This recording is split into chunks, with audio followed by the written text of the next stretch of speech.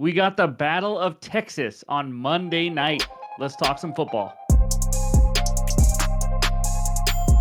What's going on, everyone? Welcome back in to another episode for Just a Bet Outside. I am your host, Steven, and we're back to talk Monday Night Football.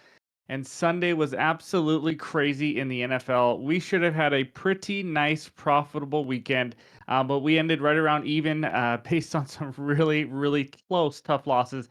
But like always, we will go over the entire Week 11 recap in just a little bit. So quick reminder, the NBA Best Bets video will be out later after this video, later tonight, Sunday night, for the Monday slate. We are scorching hot right now, an 11-1 run, won 10 of the last 12 days. Let's have a great week and keep this roll going. But I just want to say thank you to everyone who listened over on the Kyle Kerm show when I did that, the Sunday live show with them.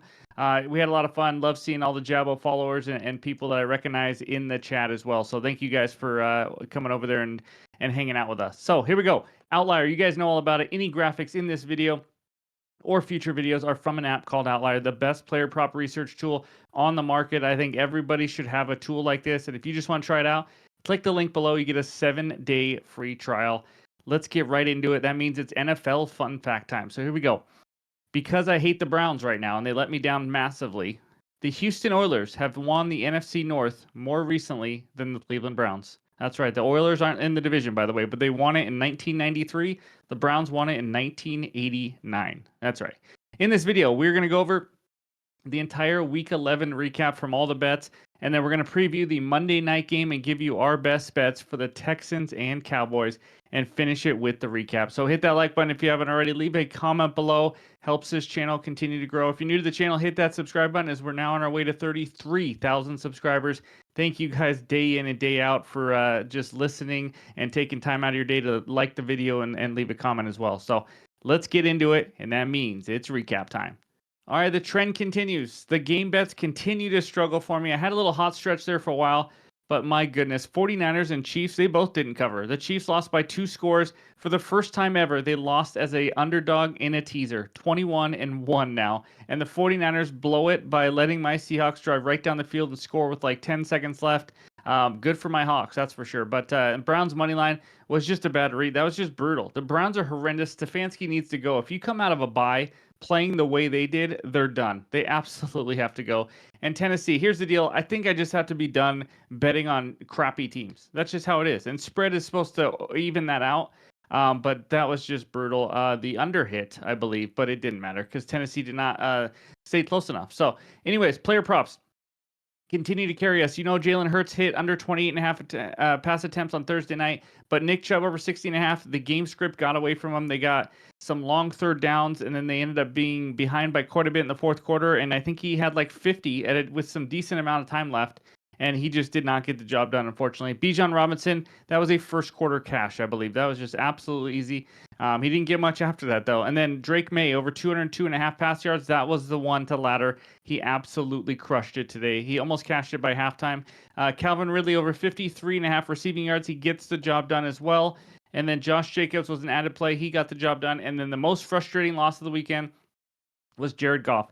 If you don't know the game, they were up 42-6. This was in my handicap. I said the Lions should blow them out, and he should go under because they won't need to throw. Dan Campbell did not care. It was a little fishy. It was a little weird. I'm not gonna lie. And I'm never using that word, but Jared Goff decided to keep throwing the ball and all the way down until he could throw another passing touchdown to score 49. To go up 49-6 was his 29th pass, and then benched for the rest of the game because now that's a big enough blowout. I guess they need to be up by like 43 before Dan Campbell feels comfortable. Absolutely brutal. The read was there. The blowout handicap part was there. They just kept throwing it because they're just the Lions. So something to keep in mind. And then the ladder. Well, Calvin Ridley, 2 yards short. Bijan Robinson, 2 yards short.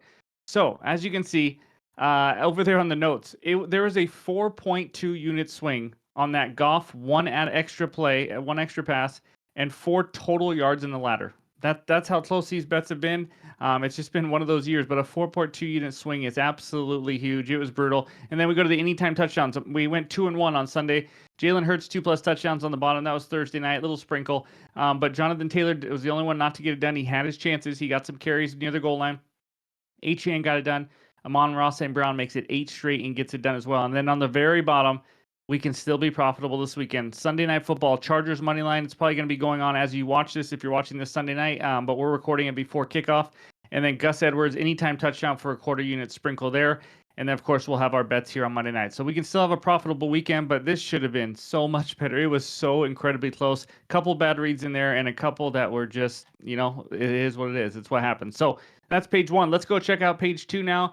And I'm going to help you out because the whole point of these videos is to make you money. So let me just help you out here. Fade me on the game bets, and then you can tail me on the player props. And you'll be pretty profitable. That's just how it is. I don't know what's going on. The game bets are down 9.74 units. Player props up 8.57 right now. This is why I break it down. So what have I been good at? What have I struggled with? Things like that. Obviously, you need some luck in there as well. But anytime touchdown bets, we're right around even, down 0.7. Ladder parlays, only 1 and 8, but because of the odds we get on those, we're 0.02. So we're about even there. So it is what it is. I didn't have a trends parlay last week, but that's I don't know what else to say. Player props have just carried us in kind of most sports, and the game bets have struggled in some of these sports. So that's where it is. Maybe it turns around at the end of the year, but either way, I still know there's a hot streak in there. There's our overall record down 1.85 units. Just takes a couple good weeks. We get up 10 units and things like that. But yeah, I'm going to keep grinding. So that's the week 11 recap for you. And now let's talk some Monday Night Football. We head out to Dallas, Texas, where the Cowboys host the Houston Texans. We got the Texans -7. Total in this game is a pretty low 41 points. Let's just talk a little notes real quick before we get to the best bets. Dallas has allowed an average of 40.2 points per game in the last 5 home games. That is absolutely insane. They're 0-5 straight up and against the spread in their 5 home games, obviously. Notable injuries, we know Dak Prescott out for the year. CeeDee Lamb is questionable. It looks like he's trending towards playing. And then the really good offensive guard for the Cowboys, Zach Martin, is questionable as well.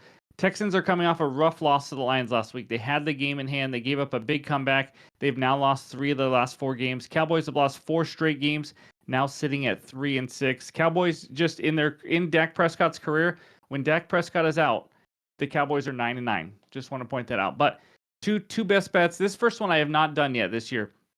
It's a team total, but it's a first half team total. I almost went full game. Texans team total over 12.5 in the first half at -122 on DraftKings for half unit. So let's talk about this. If you want to go full game, I don't mind that at all. I've seen 24.5, which, by the way, 24 is a very key number. I bet over 24.5 and teams land on 24. Obviously, if you know football, you know that's a key number. I've also seen 25.5 on some books already.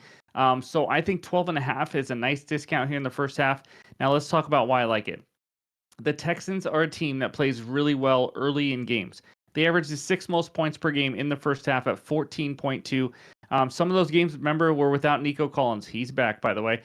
Texans are also averaging the 4th most points per game in the first quarter, if you want to bet quarter.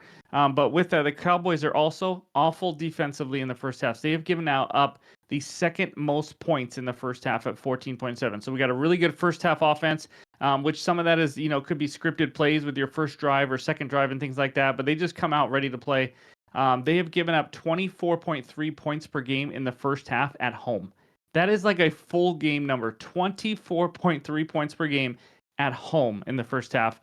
It's mind-boggling to me. But also, did I mention how bad the Cowboys have been just overall? How about 40 points per game at home, like I mentioned? So if you like the team total, I don't blame you. I think they go over 24.5 as well.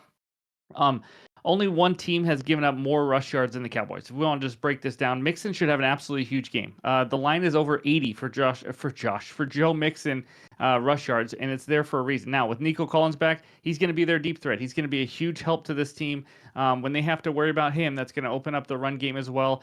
Nico Collins is one of probably the top 3, top 5 receivers on how much they mean to an offense, especially with Stephon Diggs out for the year as well. So, like I said, if you want to go full game team total, you can. I don't know if every book has first half team total. It is on DraftKings, which is where I got it. But 12.5 is huge for me because 13 and 14 are key numbers, and I'm not even having to cross over that. I just need 13. That could be 2 touchdowns, 1 touchdown, 2 field goals.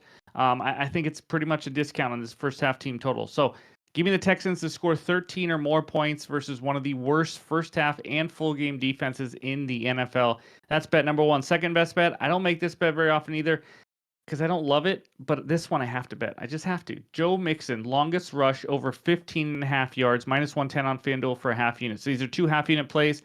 This line here I think is just too low. So it's on FanDuel 15.5. Yes, yes, you might have other books and it might be different. I saw 17.5 on DraftKings, I think it was. So it depends on where it is. I'd probably play 16.5, 17. I don't know. It's getting pretty big. But he's over this in 5 of 7 games already this year. And as you can see by this screenshot right here, 2 misses, first game of the season, and the last week versus an elite run defense in Detroit. That's right. So he has a long rush of 21 plus yards in 4 of those 5 games. He's averaging 21.6 rush attempts per game. He is going to get a ton of chances. He is the bell cow for this team. They rely on him, and they want to feed off the running game. Cowboys run defense, we mentioned they struggle. They've allowed the second most rush yards per game, 8th most rush yards per attempt. They've allowed a 16 plus yard run to a running back in 3 straight games now until last week, which they did not actually, which is surprising, against the Eagles. Mixon has had 100 plus rush yards in 4 of the last 5 games. This guy has played really well. I got to believe one of these carries, if he's going to get 20 carries, he's probably going to get 80, 90, 100 yards in that range, so maybe 70, whatever. He's got to have one carry of 16 yards. I just believe it. And you know what? You're always in it because he just needs that one carry to make it work. But I just think the volume's too high. The defense matchup is just too good. So give me Joe Mixon over 15.5 longest rush. If you don't want to bet this, I do like his over rush yards as well. And that's what I got. Those are my 2 half-unit plays for Monday Night Football and the entire recap for Week 11. Thanks for watching. Before we get out of here, let's check out that recap. All right, there it is. The 2 bets for a half unit each. Texans, first half team total over 12.5 points at -122. And then Joe Mixon, longest rush over 15.5 yards. That's -110 on FanDuel for a half unit. Any added plays will be in the pinned comments on X and on Discord. Again, the NBA Best Bets video will be out later this evening on Sunday for the Monday slate. But thank you guys for watching. I appreciate it. Hope you all have a great Monday, and we'll talk to you soon.